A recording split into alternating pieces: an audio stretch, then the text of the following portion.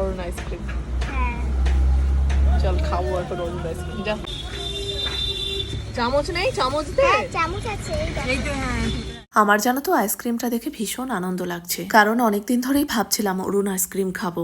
অরুণ ice cream আমাদের ওখানে এখনো আসেনি। আইসক্রিম দেখিনি, খেয়াল করিনি। না, অরুণ আইসক্রিম আমি খাইনি। হ্যাট। না না, আমি খাইনি অরুণ আইসক্রিম। অরুণ আইসক্রিম খাইনি, অরুণ মিষ্টি খেয়েছি আমি। হ্যাঁ ওরুন মিষ্টি।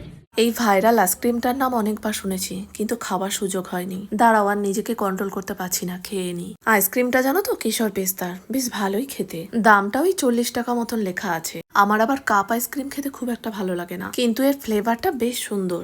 বাটিটাকে দেখো, ঠিক বাটারের বাটির মতন দেখতে লাগছে না? চলো, বর্মশাইয়ের কাজ মিটে গেছে, আর কোথাও দাঁড়াতে দেবো না। অনেকক্ষণ ধরে সবাই ফোন করছে। এখান থেকে সোজা এবার মাসির বাড়ি চলে এসেছি। মাসি